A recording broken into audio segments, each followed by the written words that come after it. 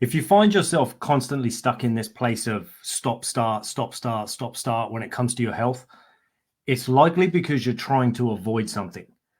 Now, you may already realize this yourself, but what we often need to do is identify specifically what that thing is that we're trying to avoid. And often it will either fall within the actions that we need to take in order to get the outcome that we want, or it will actually be something related to the outcome that we want that we maybe don't want to experience or that we fear we're going to experience, but that may or may not be the case. It's just we have this idea, once I achieve this goal, that's now going to mean this for me, and therefore I'm not ready for that. So we try to avoid it. Now, of course, the catch is unless we can identify what the specific trigger is that's causing us to constantly be on this cycle of stop, start, unless we can identify what that is, it's very difficult for us to actually do anything proactive to change it. We can continue to kind of wish and hope and dream that, oh, finally, one day I might be able to do the right things to get myself back in shape or to get myself out of pain. But unless we can identify what it is that keeps tripping us up, what is it about these actions that I know I need to take? Okay, so I need to improve my diet.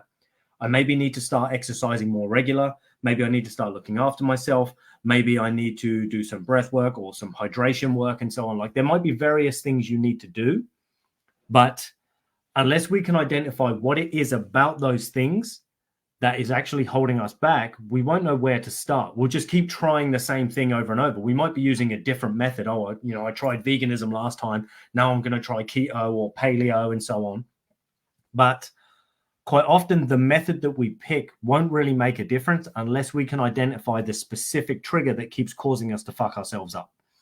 So that's what I would have you kind of consider. If this is where you find yourself and you're on this stop, start cycle, where is the holdup? What is causing you to procrastinate? Is it something that you're having to do that you're not maybe ready for?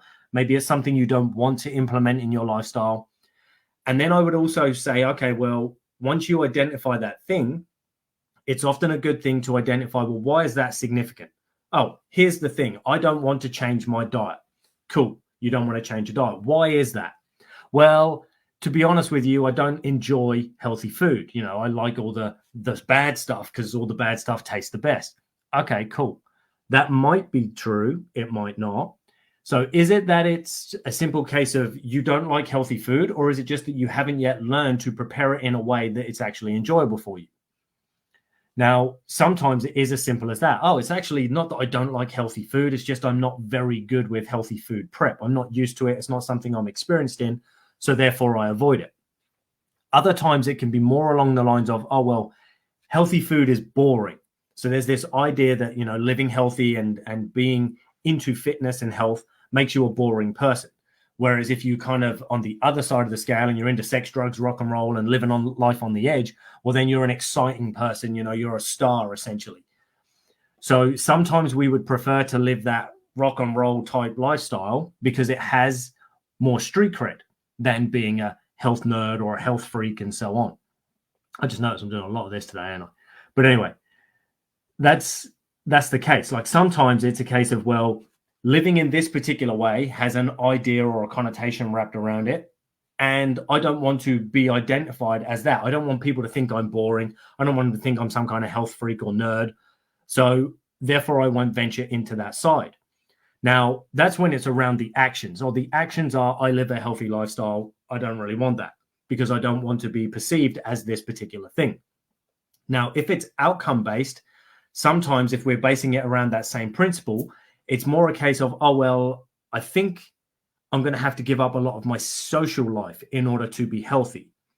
So the outcome is, oh, yeah, I'm now healthy. I'm in shape. I've lost the weight and so on. I feel better, but I've had to give up a lot of my lifestyle, the fun stuff that I enjoy doing, and I'm not ready to do that. So I'm avoiding the outcome because I don't want to lose my social life.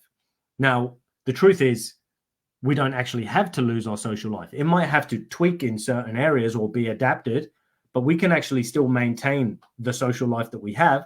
We might just have to be more strategic about the things that we partake in and how much we indulge in our favorite foods, treats, sweets, snacks, and so on. But it doesn't mean we can't have them if we want to be fit, lean, and healthy. It just means we've got to think smarter about it and obviously take more strategic action. We maybe have to think a little bit more. Now, the catch is many of us don't want to think. We've got enough on our minds already. We already feel like, well, I'm overwhelmed with life and the way things are. The last thing I now need is to have to think about every single thing I'm shoveling into my mouth. And I get that. I don't want to live like that either. But the truth is, for most people, if we're willing to just do the basics, work at that sort of 80-20 rule. So 80% of the time you're doing the right thing, 20% of the time you let yourself off. Most people will actually get 90% of the results that they want from doing that. Now, it sounds like really 90% just from and it's true, because most people, they don't want the extreme body. Some do. They do want to be ripped with a six-pack and bulging muscles and all the rest of it. But most people don't want that. They just want a body that they're confident with. They just want to feel better in themselves. They want to have greater self-esteem. They don't want to feel like they're being judged. They don't want to be embarrassed, ashamed, or disgusted by their own body. And you don't have to look like a cover model or some kind of fitness model in order to not be disgusted with yourself and to be proud of yourself. Because what tends to happen as we get leaner, of course, there is a general sense of confidence increase and self-esteem increase, which is great. But because you become stronger, fitter, more capable, that also helps to boost and enhance that feeling of self-esteem. So because we realize that, oh, actually, I'm functioning a lot better now. I'm far more capable than I was when I was overweight and tired and weak and so on. Now that I'm not feeling like that, along with looking a lot better and feeling more confident with myself and not necessarily ashamed of my body, that's enough. For most people, that is enough. And now, of course, if you want more, then feel free. But just remember, the more extreme the result that we want, the more extreme the lifestyle has to be. As in, the stricter we have to be with ourselves, the more disciplined we have to be. And of course, at times, the more we might have to give up certain things. Now, that might mean we have to take more actions more frequently and at an increased level. And it might mean that we have greater outcomes to consider. So the more extreme the result that we want, the more we have to consider these actions and outcomes that might be holding us back. But the truth is, for most people, they're so far away from that extreme result, none of that really matters right now. What you could do, of course, is just focus on what's going on with you now. Okay, well, how extreme does my action or my outcome actually have to be in order for me to lose 2 pounds in the next week? Not that great for most people. So if we consider it and break it down in that manner, we don't have to worry about, oh, well, in 6 months or a year when I'm ripped and lean and what I might have to consider in that moment.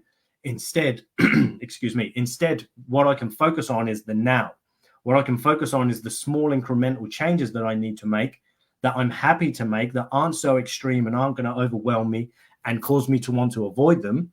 Those smaller actions that I can take to get me the smaller goal in the next week or two often don't require quite so much change or overhaul for us, so they're often much easier for us to take. We find it much easier to stick to what we said we would do and be disciplined with it without that need or that feeling like we want to procrastinate and delay and put things off and hold ourselves back. Because what we find is when the actions are smaller, so if we find that minimal effective dosage, we don't actually feel like we're giving up or sacrificing as much. Instead, we feel like, oh, I've only had to make a few little changes. These weren't actually as hard as I thought, and I'm getting more result than I expected to get from it. Now, when you find yourself in that pocket, it becomes much easier, of course, to maintain that progress. You stay motivated, you maintain momentum, and of course, you continue to get results. And then all you need to do as you reach points where results slow down because the body is adapting to what you're doing, again, you just make those minor tweaks in order to continue moving you in the right direction.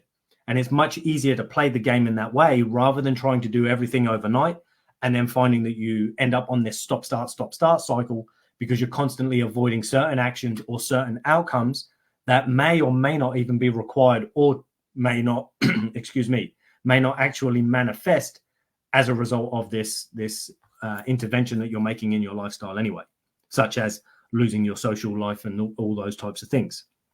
So my question for you guys is this. Why is it that you keep stopping? Is it because of the actions that you need to take that you want to avoid and you're not ready to make? Or is it because the outcomes you think you're going to experience, so therefore you're avoiding that? It's like, I won't take the actions and I won't take them consistently because I don't want that outcome. You might want the weight loss, but there might be other things that you think are also going to be required or expected of you as a result of maintaining or attaining this outcome. And therefore that's what you're avoiding. So that's what I'll leave with you guys tonight. Drop your answers in the comments below. And if you want to learn more about what we do here, of course, you can check us out at strongerthanlife.com. And as always, guys, if you have any questions, drop them in the comments below and I will get back to you guys in my next video. Take it easy, people.